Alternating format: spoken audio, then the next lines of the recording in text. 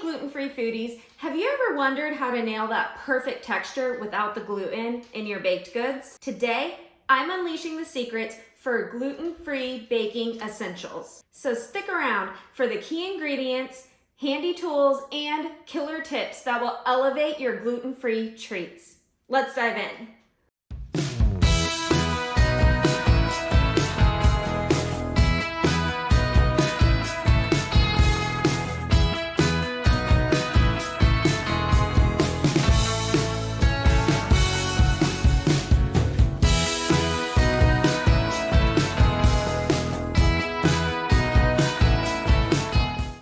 Hey there, I'm Sharon McCaskill. I'm a registered dietitian nutritionist focused on helping you live gluten-free with confidence and without the stress.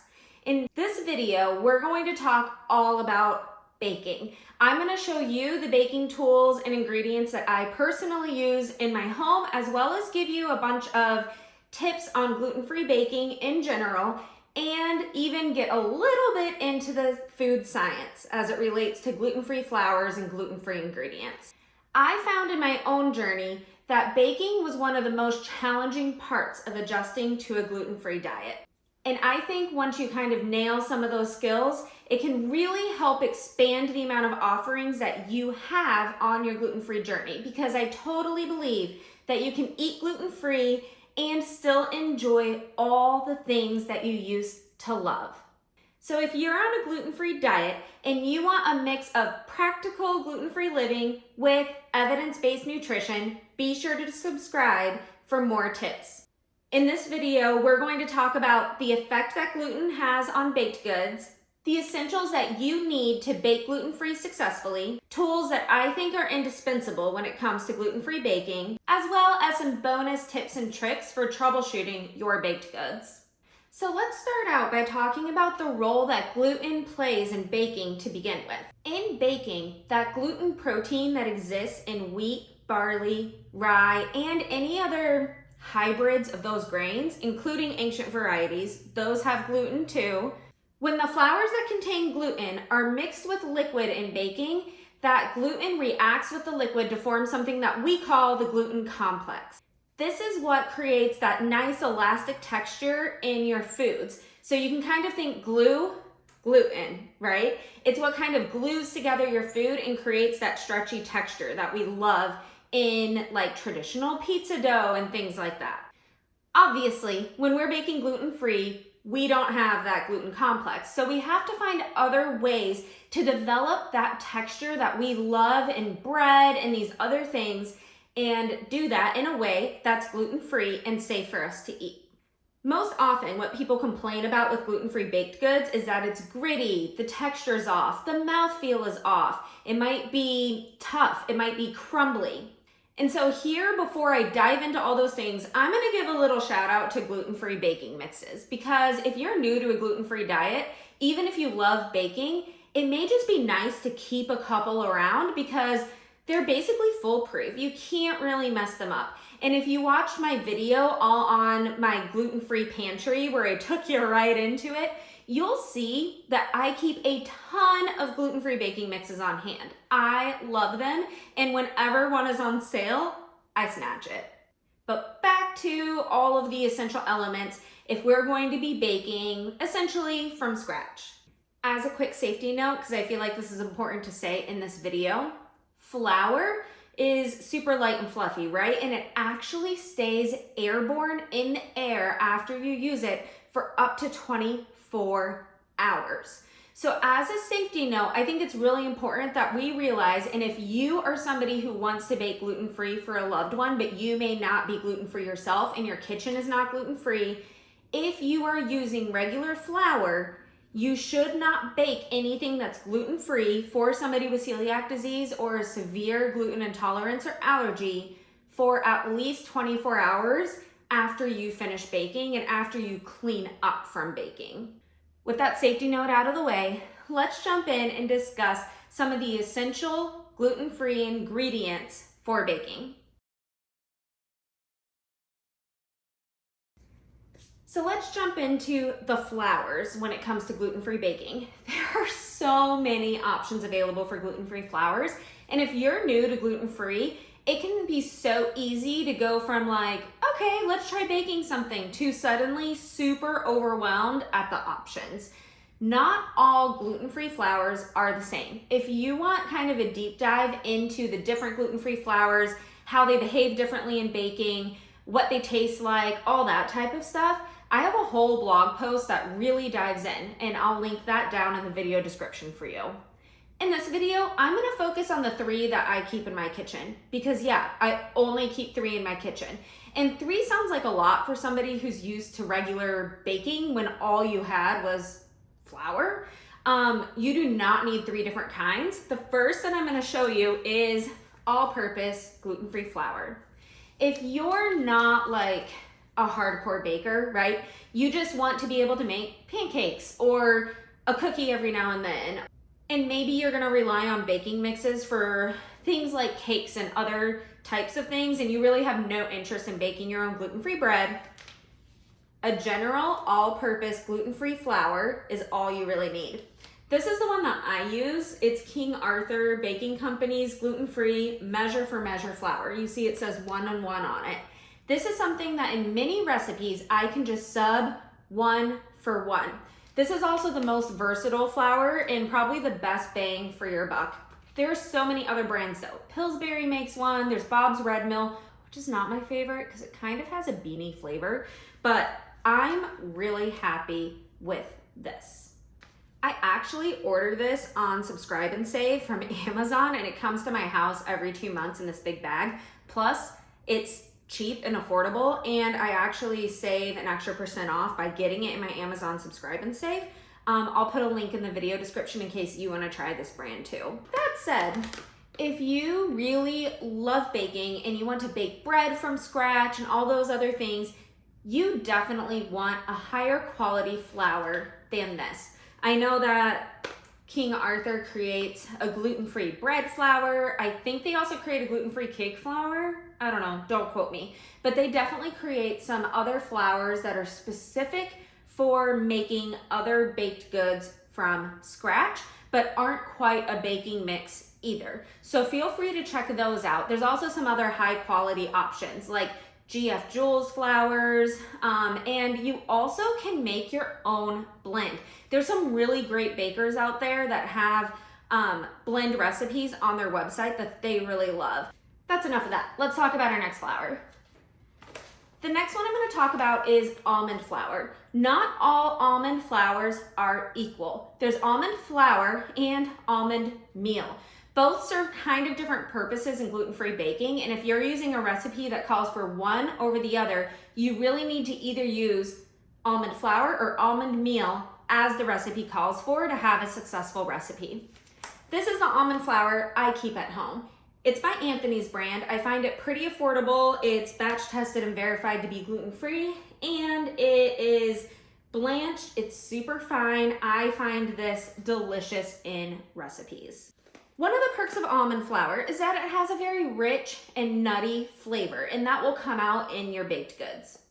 The reason why this has a pretty good texture is because almonds naturally have some oils in them, and those oils come out in the almond flour, and it helps keep your baked goods soft and it keeps them chewy. So I love almond flour for things like cookies or brownies that you kind of want to have that chewy texture already. Almond flour is also a really great healthy option. It has lots of healthy fats, it has some extra protein that you don't really get in your one-to-one flours, and it even has some natural fiber. All the things that we already love about almonds. Sometimes almond flour can work as a one-on-one sub in a recipe, sometimes it can't. So if you're trying to modify a recipe that was made for gluten flour, almond flour may or may not be an option for you. Lastly, we're gonna talk about coconut flour. You'll notice this is also by the Anthony's brand. It's also batch tested and verified to be gluten-free, all of that awesome stuff. Coconut flour is nice because it has a mild kind of natural sweetness. So especially if you're baking something that you want to be sweet, like a treat or a dessert, Coconut flour really can kind of enhance that. What you need to know about coconut flour is that it has a super light and fluffy texture. So it is not a one-to-one sub in recipes. You actually only use a fraction of the amount that you would use in any type of other flour. This is because it's so absorbent and it'll kind of expand in your recipe. It's kind of cool to watch it kind of soak up like a sponge. There are some unique things about coconut flour that really make it a very nutritious option. It's super high in fiber, and it's also a source of good healthy fats, and specifically medium chain triglycerides, what we kind of see called MCTs a lot of the time. These have benefits for heart health and also really good for sustained energy. So coconut flour is a cool one to play around with and use. I don't use it a ton, but I really would only use it in recipes that specifically call for coconut flour. So beyond flours, let's talk about two other essential ingredients that you'll see often in gluten-free baking that you may not be as familiar with. The first one are binders.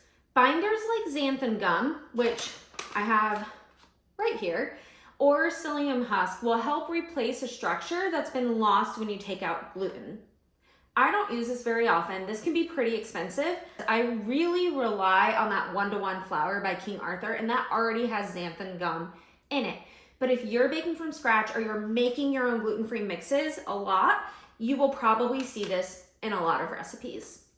The next thing that you might find often in recipes is a starch. That could be something as simple as cornstarch, but you may also see other starches like tapioca starch. Starches can improve the texture, the structure, and the moisture of your final product. All-purpose blends, like the one I show you, have a lot of starches in them. But again, if you're going to be baking using single-use flours, you will likely see the recipe call for starch depending on what type of flour is being used. Next, we're going to talk about kitchen tools that you might want to have on hand as you start baking gluten-free. For the most part, you're going to use a lot of the same kitchen tools that you use for baking traditional recipes. Measuring cups, mixing bowls, spatulas, all that fun stuff. You do not have to replace everything if you're going to be baking gluten-free. The things that you want to watch out for are porous surfaces, so things like wood. I would not use a wooden spoon if baking gluten-free if you were also using that wooden spoon in gluten food, okay?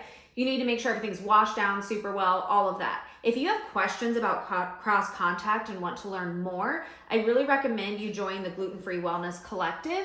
That's my membership program that I offer where I give monthly masterclasses on gluten-free living. I host a community where you can ask me anything and I will answer it as a registered dietitian who's been trained in how to handle and manage celiac disease as well as other gluten-related disorders. But back to the subject of some different things that you may not have been using before that will be very helpful in gluten-free baking. The first one is to use a kitchen scale. Okay, this may or may not be something that you're already using, but I can tell you it has made such a difference when it comes to gluten-free baking. These are not expensive. You can get one, I'm positive, for 20 bucks, possibly less. The main reason why you want to use a kitchen scale is because gluten-free flours vary greatly in density. And even though all-purpose flours, like that one I showed you by King Arthur, claims that it's a one-to-one measure, it's not always exactly, and it really depends on how much you put into your cup. Measuring by weight definitely ensures precision and it ensures accurate ratios, which will result in a much improved baked good. What I like to do is I like to look at the nutrition panel on the bag, and I'll show you King Arthur's right here.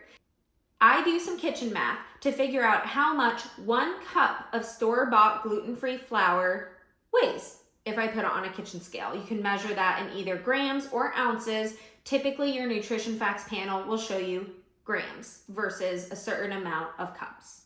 So then when you're doing your recipe and it may call for 1 1/4 cups of flour, I do that math quickly to figure out how many grams that would be, and I measure it on my kitchen scale. The next thing that I keep on hand for gluten-free baking is a sifter. A sifter eliminates lumps, it aerates the flour, and it ensures that leavening agents are properly distributed. I've made quite a few recipes that really call for this. And if you're just kind of skipping this step, your baked good, especially in gluten-free baking, will just not have the quality that it would have had if it was sifted. So lastly, let's focus on some tips and tricks to get that perfect gluten-free bake despite any hiccups you may come across in your actual baking. Number one, accurate measurements. Accurate measurements make such a difference. Again, I'm gonna go back to the kitchen scale, right? They are so important for balancing that balance of wet ingredients and dry ingredients for the superb texture that you want. If your final product after baking is dry, that's not like a fail. Just make note, and I would make note right on your recipe that it was dry and add in a little bit additional liquid next time. Not a lot, but a little bit. If it was like gritty and dry, like super crumbly and dry, then I would add a whole extra egg next time. If your final product is mushy in the center, but the outside seems like it was probably cooked okay, and it's not really cooking through and it just seems wet, next time I would lower the temperature in your oven just a tad, 15 degrees or so, Fahrenheit, right? And then extend the baking time, keeping a close eye on it. Lastly, my tip that I love, and I use this for baking mixes and any type of baked goods, is to improve the texture by allowing your product to sit out for about 20 to 30 minutes before you bake it. So basically, I mix up my whole thing, put it in the pan, set it out, and then I preheat the oven. Or sometimes even wait 10 minutes before preheating. Lots of cookie dough recipes ask you anyways to refrigerate for like 4 hours. If you can let it sit overnight, even better. Letting those gluten-free grains that tend to be more coarse, even if we're using a 1-to-1 mixture, letting them sit really allows them to incorporate all the liquid and result in a perfect texture. If you want to know more about gluten-free living and see how we personally, in a household where I'm a registered dietitian nutritionist, my husband has celiac disease and my kids can eat basically whatever they want, right? If you want to know more about how we manage that on a practical daily basis, be sure to check out some of my other videos, such as my What I Eat in a Day videos or my meal prep videos. Be sure to subscribe for more gluten-free living tips and tricks, as well as evidence-based nutrition information. And I hope that all the tricks in this video have really helped you level up your gluten-free baking. If you have any additional tips or questions, I would love you to leave a comment and I'll try to get back to all the ones that I can. And until next time, keep living gluten-free with confidence and without the stress.